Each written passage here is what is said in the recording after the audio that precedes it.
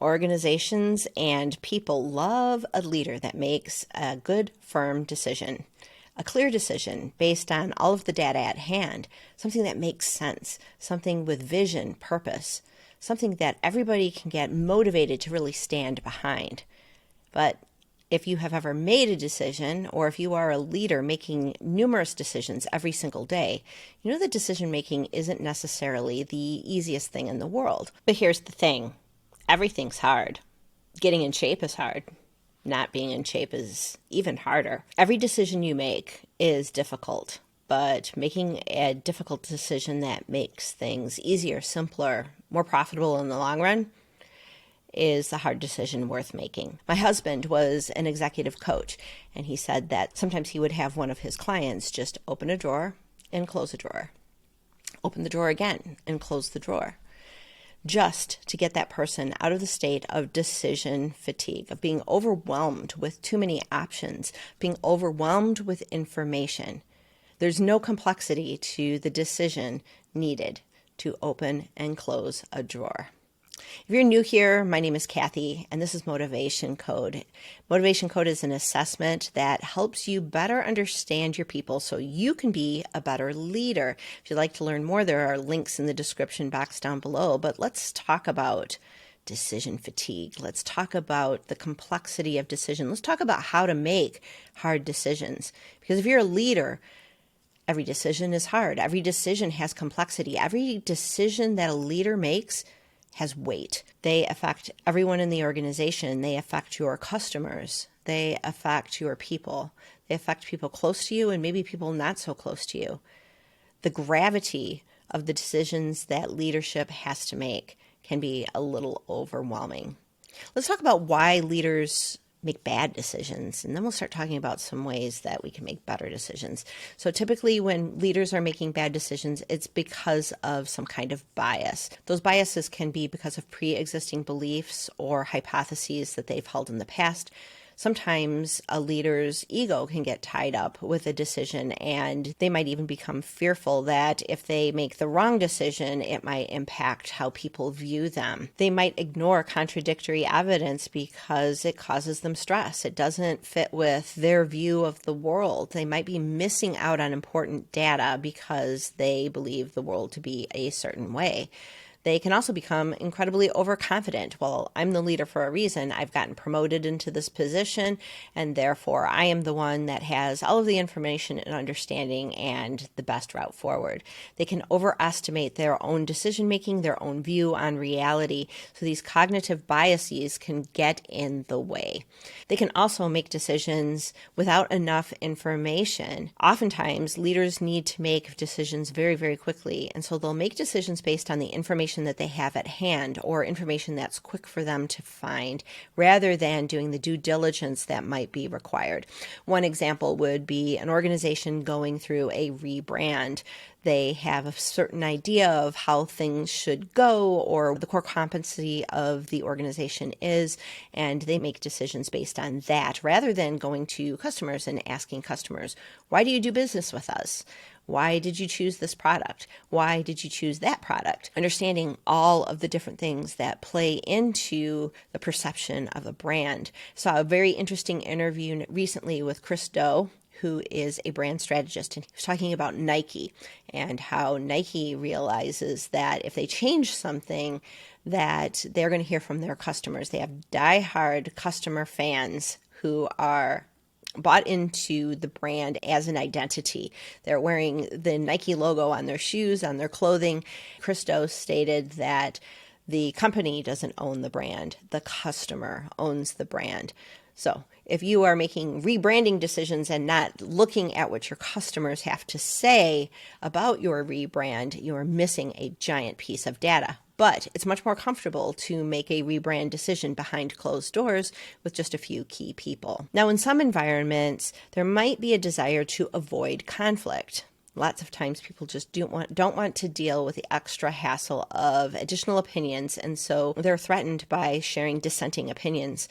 For example, in that rebrand situation, if there's information that comes from a customer sales representative, a support representative who is hearing certain things from the market, they might not feel comfortable to tell leadership, hey, where you're going is in the wrong place. I'm hearing this. And here's some data to support that. The fact that so many people stay quiet in organizations leads towards groupthink. Groupthink is this policy of, well, these 4 leaders are saying this one thing, and even though I know it's not true, the stress and conflict that I would have to go through in order to try to change their mind just isn't worth it. Also, I value my job security, so why would I go have that conversation with people who have the authority to fire me? So those types of situations where people do not feel safe in an environment in order to share dissenting opinions can lead to groupthink. A typical human tendency is for people to make decisions based on how they feel, based on emotions, based on what they believe that they're going to get from a decision being made, and then they'll justify those decisions with logic. Think about shopping for a car. You want to feel what it feels like to drive that brand new Porsche. You want to get behind the wheel and feel like you've made it. It says something about you. You're not making necessarily logical decisions when you're buying a luxury vehicle. You're making an emotional decision. You're making a decision based on your identity, not necessarily based with logic. But people will come in after they make an emotional decision, and they will justify an emotional decision with logical things. So resale value is going to be great on this. It's going to make my kids feel better when I'm dropping them off at school. It's going to be much easier for me to entertain clients in this car rather than in the Honda. So we see where some of the pitfalls are. So how do you avoid these pitfalls and make good decisions?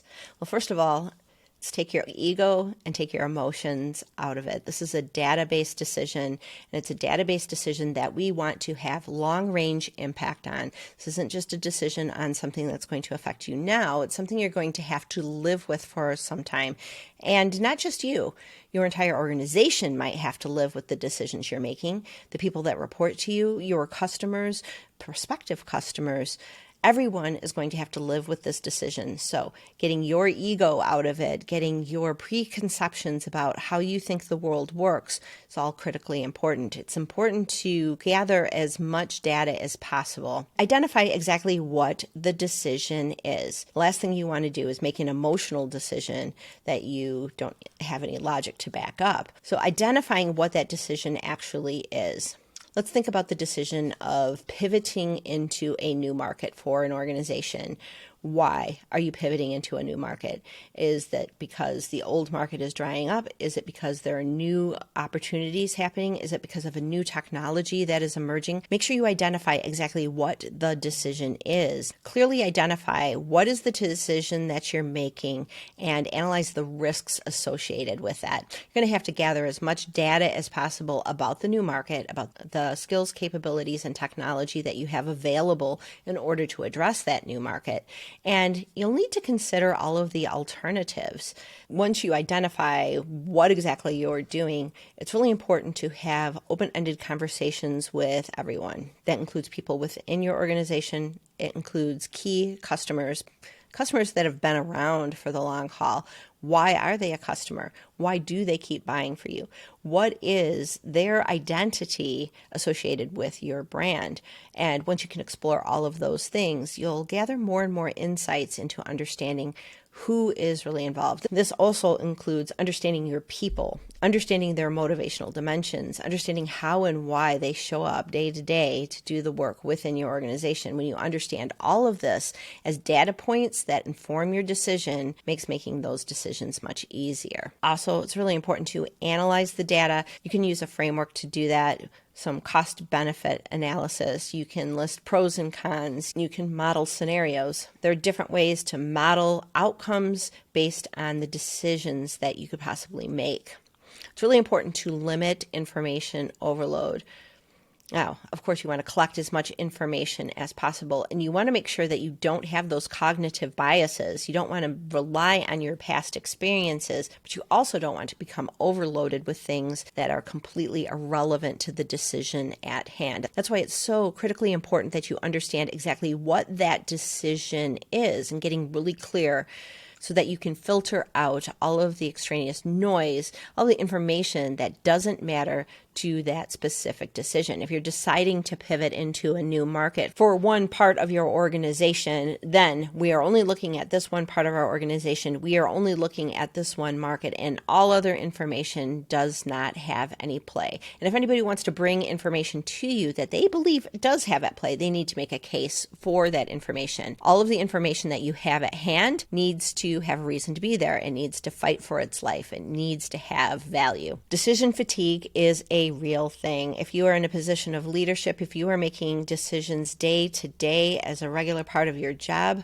then you're going to get overloaded at some point. When it is a critical decision that impacts every aspect of your business, it's important to reserve time for analysis of the data at hand. Make sure you're making those decisions when you have clarity, when your mind is sharp, when you don't have distractions, when you're fresh, starting the day anew.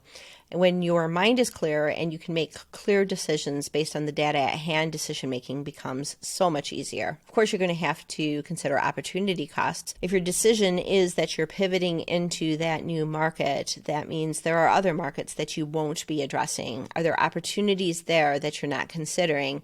Looking at the data there might become helpful, but make sure you don't get overwhelmed with the data looking at other markets. Once you've made a hard decision and there were plenty of other options, different ways to go. Maybe you're hiring someone and there were 10 people who were possible and you've got it narrowed down to 3. You have to choose one. You choose one person for that job, and now it's time to make that decision right. Maybe person number 2 and person number 3 would have been perfect for that job, but you had to choose one. You choose the best one based on the data that you have at hand. Make that decision as quickly as possible, and then pivot into making that decision right. That means making sure that everyone in your organization has buy-in. They understand the why of your decision, they understand the vision, they understand the purpose of the decision, and make that decision right. Put everything that you have behind that decision and make sure that you can get whatever you need to get across the finish line for the long haul of the organization. Of course, Motivation Code can help with all of this. Understanding the motivational dimensions of everyone on your team